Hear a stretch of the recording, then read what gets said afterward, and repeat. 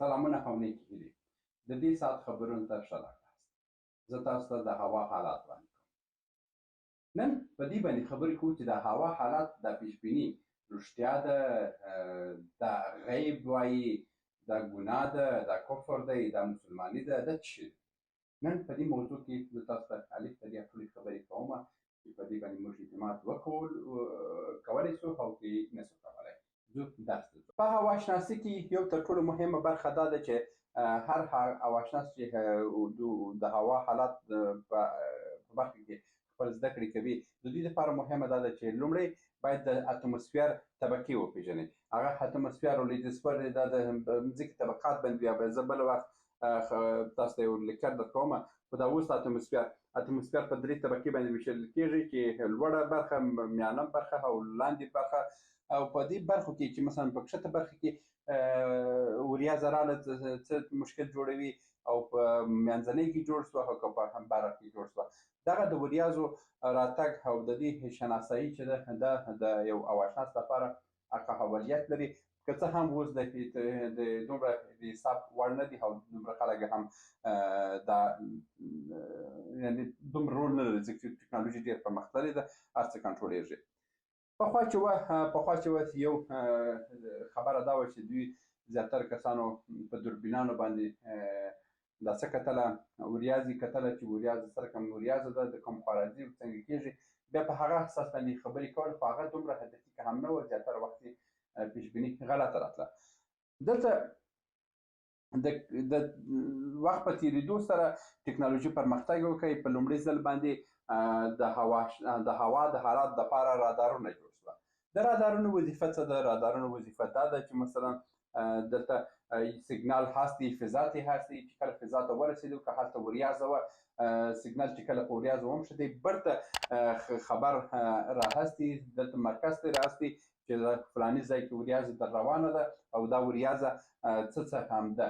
او په وریځو کې ټول معلومات تاسو ته په هواشناسي کې بیا وایي چې دا وریځه هغه نارنجي برخه چې ده ډکه د اوبو ده، یو څه اوبه لري یا اوبه لري نه لري، باران کوي نه کوي.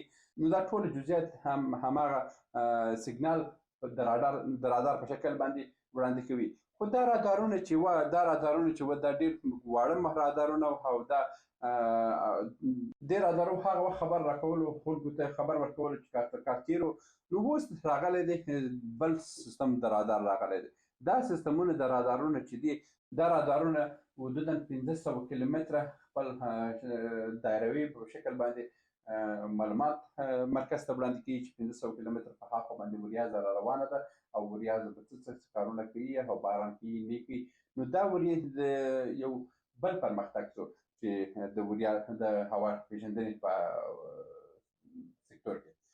د هغه وروسته چې دا رادارونه ډېر شوه، دا د امریکایانو تر کنټرول لاندې وه، خو ډېرو هېوادونو ورسره مشکل جوړ کړو. خو وروسته په ملګرو ملتونو کې یو اداره د هواشناسي دپاره جوړ شوه او زیاتره دغه رادارونه یې ټول مسؤلیت یې هماغه ونیولو. او د هغه وروسته د ملګرو ملتونو څه وکړه؟ د سټلایټونه یې راپورته کړه. د هوا پېژندنې دپاره یې سټلایټونه جوړ کړه. دا سټلایټونه چې دي په د مځکې په مدار کې موږ 3 مداره لرو. دا مځکه شوه، دلته لیو مدار دی چې لو هاربټ دی، دا میو هاربټ دی، میډل هاربټ دی، او دا جیو هاربټ دی، جیو سټیشنري هاربټ. دا جیو چې ده دا حدودا تر 15,000 کیلومتره زموږ څخه لرې مدار دی.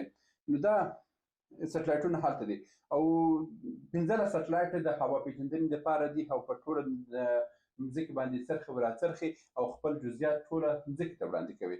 دا هغه پرمختګ څو چې د هوا پېژندنې په سکتور کې ډېر لوی پرمختګ کوی او ډېر د هوا په پېژندنو کې حتی تر یوې هفتې هم معلومات یې دقیقه کړه. یو خو هغه رادار شو، یو سټلایټ شو. بیا په دغه آخر وختو کې هر تیاره چې ده د ځان څخه یو هوا پېژندنې رادار لري. دا ملګرو ملتونو د هوا پېژندنې ادارې د دغو کمپنیانو څخه ټولو څخه غوښتنه وکړه چې تاسو د خپل رادارونه زموږ سره شریک کړئ تر څو موږ د مځکې د هوا د حالاتو څخه دقیق خبر ترلاسه کړو او په ورځ کې هره ورځ دقیقه معلومات د خلکو سره شریک کړو. همدغه و چې دغه هوایي شرکتونه هم د خپل رادارونه د دوی سره شریک کړه. اوس په 3 ډول رادارونه باندې د هوا حالات کنټرولېږي، چې یو د ځمکې پر مخ باندې رادار دی، یو سټلایټ دی او بل هم تیاره ده. دا 3 رادارو په اساس باندې اوس چې دی تحقیقات او کوم وړاندوینې چې کېږي هغه کاملا دقیقه او ډېر تر 80 سلنه پورې هم دقت لري. او دا هغه زیاتره اروپا او امریکا او دې ملکو کې ډېر دقت لري، خو په آسیایي مادو کې د تیارې هم ډېر کم دي، او که تیارې هم وسي هغه تیارې هم ډېر ضعیفه تیارې دي، دومره معلومات نه ورکوي او رادارونه هم هلته کم دي. په کلي ډول باندې داسې درته وایم چې د هوا پیژندنې سکتور چې دی ډېر پرمختګ کړی او پیشبیني هم ډېر سوې ده. دغه رادارونه چې کله هم سټلایټ چې دی سټلایټ دی که رادار دی که تیاره ده، هغه په دې شکل باندې پیغامونه مرکز ته هستي. مرکز ته چې کله سیګنالونه ولېږله، مرکز بیا دا تحلیلوي چې دلته په څو قسمه رنګونه د هوا دي، د رنګونه دي چې مثلا آبي رنګ چې دی د خطر وړ نه دی، زرغون رنګ هم ښه دی، دا هم بیچاره ښه دی، خو خبره چې نارنجي او سره ته ورسېدل دلته خطرات راځي، د سیلابونو خطر دی، د طوفانونو خطر دی. دا د رنګونو په اساس باندې دغه رادارونه مرکز ته معلومات وړاندې کوي، چې دا یې د دوی هغه سیستم دی چې په ژوندۍ بڼه د تیارو څخه هم د سټلایټ سره وصل دی او مرکز ته روزانه په ژوندۍ بڼه معلومات راځي، سټلایټونو څخه هم په ژوندۍ بڼه راځي. او دلته چې کوم رادارونه دي دغه رادارونه هم په ژوندۍ بڼه دا معلومات وړاندې کوي. دا یوه برخه دا هغه موضوع شوه. او دننه په سمندرونو کې هم کشتیانې خپل معلومات د سټلایټ په مرسته باندې د دې مرکزونو سره شریکوي چې په د ځمکې په سمندر کې څه حالت روان دي. دا ټوله چې سره یو ځای شوه د دې څخه تحلیل جوړېږي او د دې هغه د هماغه تحلیلونو په اساس باندې وړاندوینه کېږي. پخوا به یو وړاندوینه چې وه د ساعت 2 ساعته دپاره وه، اوس وړاندوینه چې ده بیخي د هفتو دپاره ده او د میاشتو په اساس ده. دغه اداره چې ده دا اداره چې تاسو یاد کړ، دا اداره هماغه اداره ده چې د ملګرو ملتونو تر کنټرول لاندې ده او د هوا پیژندنې په برخه کې کار کوي. اوس راځو د سټلایټ موضوع په هکله باندې. دغه یو سټلایټ چې دی په دې سټلایټ باندې راسمه، دا سټلایټ چې دی د آب و هوا د حالاتو سټلایټ دی او روزانه په ژوندۍ بڼه ټول معلومات د نړۍ شریکوي. او د دې ځای څخه بیا ډېر تلویزیونان او ډېر ادارې هم د همدغه ویب سایټونو د لارې خپل معلومات راټولوي. دلته رادار دی. په رادار کې دلته تاسو ته ویل کېږي مثلا دا اوس په چین کې دغه شیبه په چین کې ډېر سخت باران روان دی او دا ځای کې چې ژړ دی دا بیخي هیوي رینینګ یعنې ډېر قوي باران روان دی. دا اوس حتی د سیلابونو خطر هم احساسېږي په دې منطقې کې. دا دلته خو اوس تاسو وینئ چې دلته وریځه ده او باران شدید دی. سټلایټ څه وایي؟ سټلایټ وایي چې دغه څپه اوس دلته په مثلا په هانګژو کې ده، د هانګژو څخه کله ځي افغانستان ته ځي یا ځي هغه جاپان خواته ځي یا ځي هغه منګولیا خواته ځي یا دې خواته فلپین خواته راځي. دا د سټلایټ معلومات دي. سټلایټ بیا څرنګه معلوموي؟ سټلایټ بیا دلته د باد په اساس باندې معلوموي. دلته وګوره دا باد چې دی دا باد په دې شکل باندې دا باد خپل جهتونه همیشه په یو حالت باندې نه دی، جهتونه یې تغیر کوي.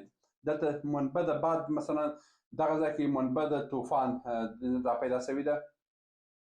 همدا اوس دا د جاپان کې د جاپان په سیمو کې د طوفانونه دي او هماغه طوفان راګرځي تر هین و برته راوړي تر تایلند پورې د دې بادونه را رسیږي. اوس راځو د افغانستان خواته راځو چې په افغانستان کې اوس بادونه نن څنګه دي. د مثال په ډول باندې دلته وګوره د ازبکستان او ترکمنستان د لارې افغانستان ته باد را روان دی او د هند او پاکستان د خوا بیا داسې په سعودي عرب روان دی. دا بادونه چې دي تغیر د جهت ورکوي او دغه تغیر د جهت په اساس باندې بیا دوی څه کوي؟ هماغه د وریځو د انتقال وړاندوینه کوي چې دا وریځه یا دې خواته راځي یا ها خواته راځي. نو دلته چې اوس مثلا په هانګژو کې بارانونه روان دي، که سټلایټ د باد په اساس چې هغه تحلیل وکړو بیا وایي چې دغه د هانګژو څپه افغانستان ته راځي او که نه دا هند ته ځي، دا اندونیزیا ته ځي، منګولیا ته ځي او که ځي کوریا خواته ځي.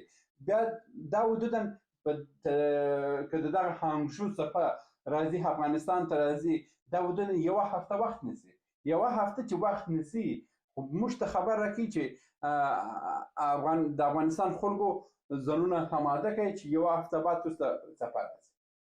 او که دلته اوس مثلا دا څپه د قزاقستان د خوا را روانه ده، که دا داسې راځي پر هند باندې تېرېږي خو پر موږ باندې هم را تېرېږي، موږ ته خبر راکوي دا چې تر څو کابل ته رسېږي سټلایټ معلومات لري چې دا څپه کله را رسېږي. په هماغه دقیقه وخت باندې وایي چې په دغه شیبه کې باران کېږي او په دغه شیبه کې هوا دومره یخېږي. د هر څه تحلیلونه چې دي دلته اوس د سټلایټ د طریقې کېږي.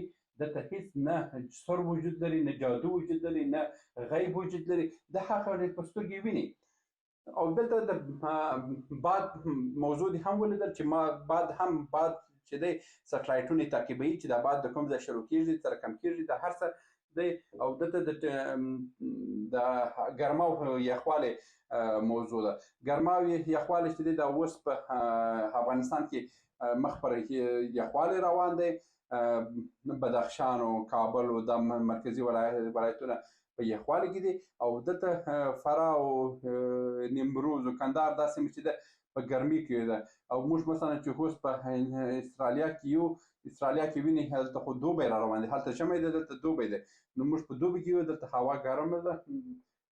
دا ټوله موږ ته ښیي. دا خو سټلایټونه دا اوس هر څه موږ ته وایي. او دلته د نم موضوع وایي چې په کوم ځایو کې رطوبت ډېر دی، کوم ځایو کې رطوبت نشته. او دلته هم د فشار د هوا ویل کېږي چې کوم ځایو کې فشار د هوا ډېر دی او کوم ځایو کې نشته. دا بل سټلایټ دی چې دا به د آسیایي هېوادو معلومات وړاندې کوي او دا یې په ډېر واضح ډول باندې وړاندې کوي. همدا اوس وایي چې مثلا دغه څپه هغه د مخکې دا ځای کې نه وه، دا څپه دلته را روانه ده او دوی خبر ورکوي چې مثلا دغه څپه څو وخته بعد یا افغانستان ته راځي یا پاکستان ته رسېږي یا ایران ته رسېږي. دا هغه موضوعات دي چې اوس ټوله ساینس دا خبرې کړي دي او په دې کې داسې د غیب موضوع نشته چې غیب اوسي. هلته زه یو خپل کیسې تاسو شریکوم، په هماغه کیسې په اساس باندې دغه ټوله کیسه باندې پوهېږئ. زه کلي ته ولاړم، کلي ته خپل د خاله د زوی سره د خاله کور ته ولاړم، ماشومتوب و. هلته ما د خاله زوی وویل چې ته راځه زه خو د باغ څخه انار شکوم، ته فقط پر دیوال باندې کښېنه، که یو څوک راغی ما ته خبر راکړه چې بیا زه وتښتم. هغه چې زه هلته پر دیوال ناست وم، ما فکر پر بلې خوا ویې، خو هغه زما د شا د خوا چې د ده اکا راغی ویل ته دلته څه کوې؟ ما ویل محمود خو په باغ کې دی، هلته انار شکوي، خدای دې وبخښي. محمود هم په انفجار کې شهید شو. نو ما ویل محمود خو انار شکوي. یعنې ما وړاندوینه محمود ته سم ونه کړه. اوس هماغه سټلایټ چې په هوا کې دی، هماغه لکه زما د چې وظیفه راکړې وه، د سټلایټ وظیفه هلته ده. د سټلایټ وظیفه هم هماغه قسمه ده چې که سټلایټ څخه وایي که کله چې دا څپه را روانه ده او موږ ته را رسېږي افغانستان ته، موږ ته خبر راکړي چې موږ همادګي ونیسو. نو دا ټوله هماغه کیسه ده. موږ هلته پر دیوال باندې کښېني او یو خبر ورکوي چې د دیوال په هاخوا څه روان دی. نو داسې د غیب او د ترغیب خبرې پکښې کې نشته. او بعضې علما حتی د کفر ټاپه هم پر لګوي چې کوم کسان په دې موضوع کې خبرې کوي. زه د ټولو علماو کرامو څخه هیله کوم چې لږ ساینسي مضامین هم ووایاست او د دنیا په حالاتو باندې ځان خبر کړئ او د اسلام دین په خطر کې مه اچوئ. او دا ستاسو ناپوهي د دې باعث کېږي چې آخر کې خلک د دین څخه هم بیزاره شي. نو دا د هوا د حالاتو په هکله باندې چې دا ویډیو مې تاسو ته خپره کړه. انشاءالله چې ستاسو ډېر سوالونه په جواب شوي اوسي. بس تر بله ویډیو به تاسو په الله وسپارم. راسره اوسئ، چینل هم سبسکرایب کړئ، خپل کمنټونه راسره ولیکئ. مننه.